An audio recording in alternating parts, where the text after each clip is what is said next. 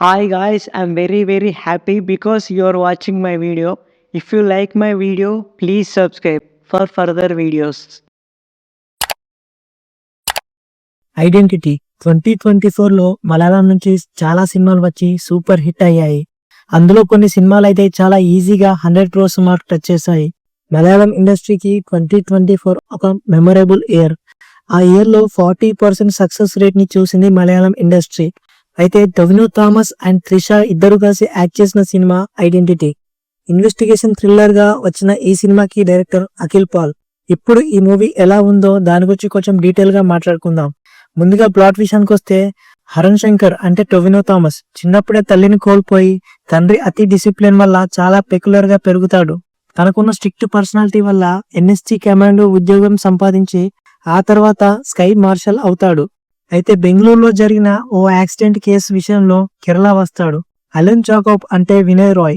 ఆ కేసులో main evidence అయిన అలీషా అంటే త్రిషాకు యాక్సిడెంట్ అవ్వడం వల్ల కేసెస్ ని కరెక్ట్ గా ఐడెంటిఫై చేయడంలో ఇబ్బంది పడుతుంది. ఈ కేసులో అలీషాకు హెల్ప్ చేయడానికి హరణ్ వస్తాడు.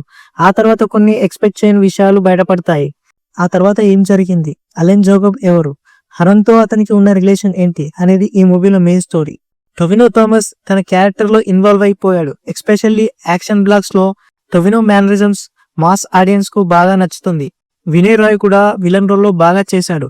కొంచెం క్యారెక్టర్ ఆర్క్ లో క్లారిటీ లోపించింది, కానీ యాక్టర్ గా మాత్రం మంచి పర్ఫార్మెన్స్ ని ఇచ్చాడు వినయ్ రాయ్. సినిమాలో త్రిషకు స్క్రీన్ టైం చాలా తక్కువ. ఫస్ట్ హాఫ్ లో క్యారెక్టర్ గ్రాఫ్ బాగుంది అనుకున్నా, కానీ సెకండ్ హాఫ్ లో రెండే సీన్లు ఉంటాయి తనకి. ఇక జేక్స్ బేజాయ్ మ్యూజిక్ అయితే మూవీకి సోల్ అని చెప్పొచ్చు. ప్రతి సీన్ ని తన మ్యూజిక్ తో బాగా ఎలివేట్ చేశాడు. డైరెక్టర్ గా ఒక చిన్న పాయింట్ తో స్టోరీని అల్లుకున్న విధానం బాగుంది, కానీ హీరో క్యారెక్టర్ ఎలివేషన్ కోసం అనవసరంగా యాడ్ చేసిన కమాండో స్కై మార్షల్ ఎపిసోడ్ మాత్రం అప్పటి వరకు క్రియేట్ అయిన ఇంపాక్ట్ ను కిల్ చేసింది. ఫైనల్ గా ఈ మూవీ గురించి చెప్పాలంటే నాకైతే యావరేజ్ గా అనిపించింది. సో ఇది గైస్ వీడియో. నెక్స్ట్ వీడియోలో మళ్ళీ కలుద్దాం. ఒకవేళ మన ఛానల్ని ఎవరైనా సబ్స్క్రైబ్ చేయకపోతే ఇప్పుడే సబ్స్క్రైబ్ చేయండి.